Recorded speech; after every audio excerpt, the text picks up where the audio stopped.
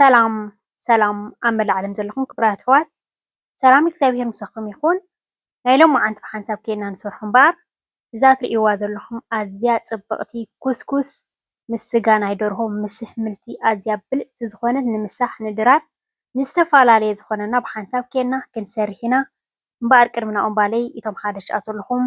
ላይክ ሳብስክራይብ ኮመንት እንዳገበርኩም ነዚ መዓልታዊ ሒዘ ዝመፅእ ቪድዮታት ተኻፈልቲ ክትኮኑ ብክብሪ ዕድመኩም።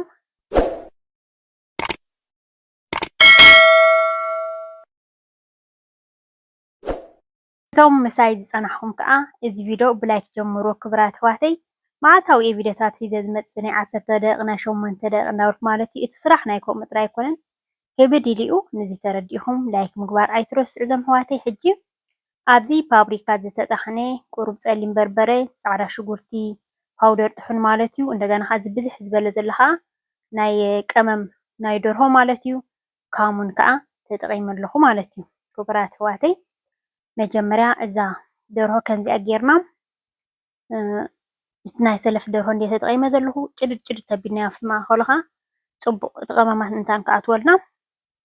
ዋላ ሓደ ፀገም የብሉን እዩ። ከምዚ ጌርና ቃሚምናዮ ኣብ ፍሪጅ ተጌርና ሓዲርና እውን ፀገም የብሉን እዩ። ሓደ 2 ሰዓት ይኾን ኣቅመም ኣቢልናዮ እቲ ካልእ ዝለዓል ተሊና ገዛ ካልእ ስራሕ ተሊና ኮይኑ እቲ ሕምልታታት ነዳልዎ ክሳብ ንገብር ድዩ ስቲ ክብለልና ይኽእል ይሽፍን ኣቢልና ክነፅንሖ ንኽእል ኢና ማለት እዩ። ከም ትሪእዎ ዘለኹም ግን ሕጂ ኣብ ጭድድ ጭድድ የቢለዮ ዘለኹ ፅቡቕ ጌረ ከዓ እንታይ ዝበሃል ክገብሮ እየ ማለት ቀመም ኣብቲ ውሽጡ ክኣትወልና መቸም ኣብ ገዛኻ ትሰርሖ ክቡራት ኣሕዋተይ ብጣዕሚ በቃ ናይ ጥዕና ዝኾነ ኩሉ እቲ ደርሆይ ከዓ ብለሚን ገይረ ፅቡቕ ገይረ ሕፅብፅብ ኣቢለ ኣፅፊፈየ ፀኒሐ። ምክንያቱ እቲ ቪድዮ ምንታን ከይንውሐኩም ኣሰልቻ እውን ንከይኮነኩም ከም መዘኻኸሪ ሓደ ግዜስ ኣብቲ ክሽነ ኣትኻስ እንታይ ዳ ክሰርሕ እየ ገለ ስለትብል በቃ ሕፅር ሕፅር ዝበለ ኣገዳሲ ኣገዳሲ ዝበልኩ ቁሩፅ ቁሩፅ እናበልኩ እየ ዘምፀልኩም ዘለኹ ማለት እዩ። ሕጂ ኣብዚኣ እቲ ስጋ ናይ ደርሆ ክንገብሮ ኢና። ዳሕራይ ግን ብላዕሊ ክንገብሮ ኢና። ምክንያቱ እቲ ናቱ መረቓት ገለን ኣብቲ ኣሕምልቲ ምንታን ክሓልፈልና ብላዕሊ ጌርና ክነብሎ ኢና ማለት እዩ። ሕጂ እንታይ ኢና ክነዳሉ ኣሕምልቲ ከዓ ዝኽርተፍ ከርቲፈ ዝሕፀብ ሓፂበ ኩሉ ከዓ ሬዲ ገይረ ኣለኹ ማለት እዩ። መቸም ንዚ ተረዲእኹም ክቡራት ኣሕዋተይ። እዚ ቪድዮ ሎሚ መዓልቲ ሞር ካብ ናይ ዝሓለፈ ተም ትርስዑ ማለት እዮም ኩሉ ግዜ ትገብሩ ዘይኮነሲ ተም ረስዕቲ ኣይትረስዑ ዘም ኣሕዋተይ። ኣብዚ ፓብሪካ ኮሚደረ ከምዚ ጌርና ጭድድድ ኣቢልና ክልተ ዓይነት ፋብሪካ እንደገና ብጫ እውን ሳልሳይ ማለት እዩ። ሕጂ እንታይ ተጠቒመ ኣለኹ ኣብዚ መሲልኩም ሽጉርቲ ቀይሕ ከዓ ጭድድ ጭድድ ፍሩይ ፍሩይ ዘሎ ኩሉ ኣብቲ ሓዊ ምንታን ደቂቕ ንእሽተይ ተገርናስ ከምዚ ብልዕ ምንታን ከየብሎ ቀልጢፉ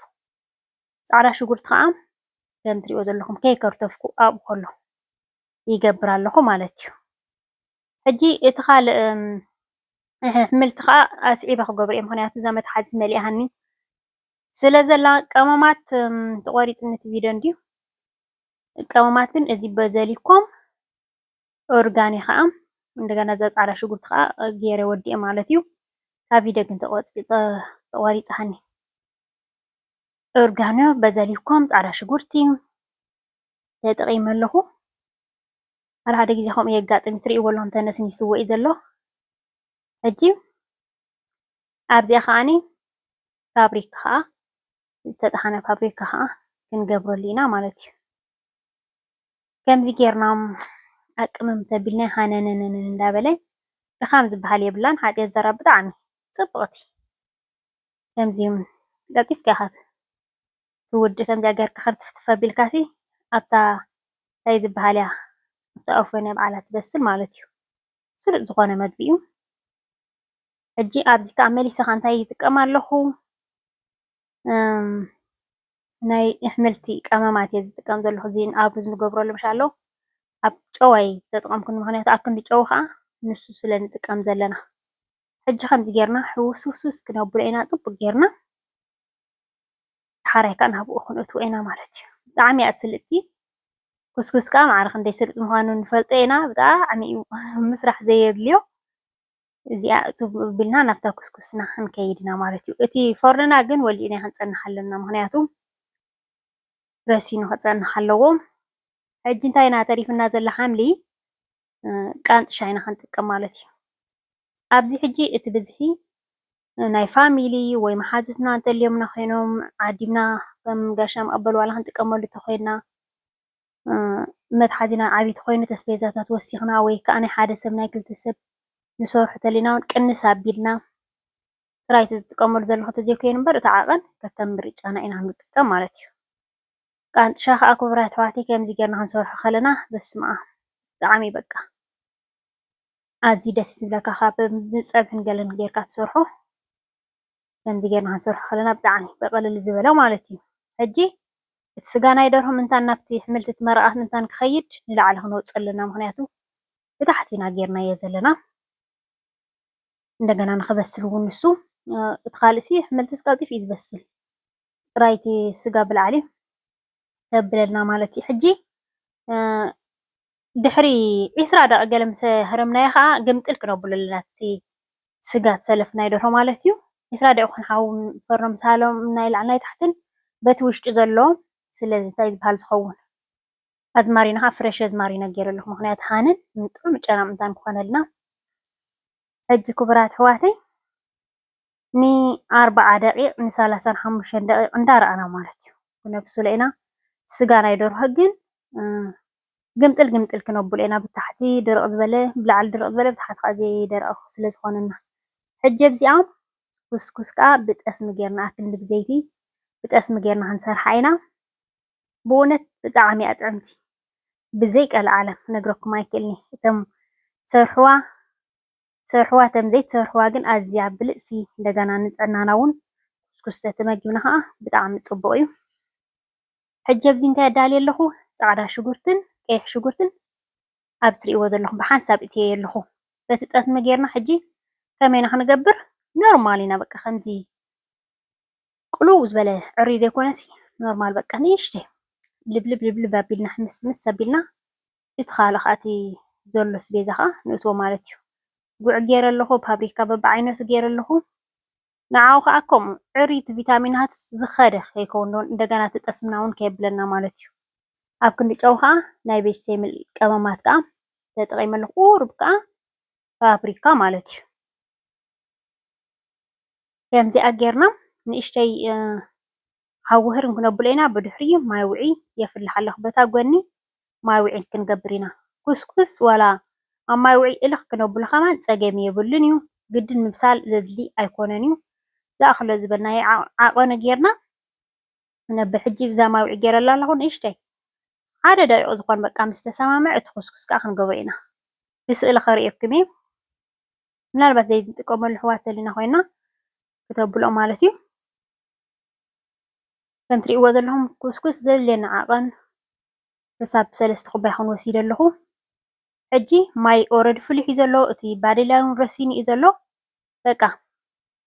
ንፍርቂ ደቂቕ በቃ ሓደ ደቂቕ ዘይመልእ ርስን ክሳብ ዝብል ክሳብ ዝወሃድ ተዘይኮይኑ ኦረዲ ሽዑ ኢና ነጥፍኦ ምክንያቱ ኩስኩስ ምብሳል ሓዊ ምህራምሲ ኣየድልዮን ተበሲሉ ግዕጥዕጥ ክብለና እዩ ዘይፅቡቅ ክኸውን እዩ ጥራይ ማይ ዝኣኽሎ ዝበልናዮ ጌርና ኣብ ማይ ውዒ ጥራይ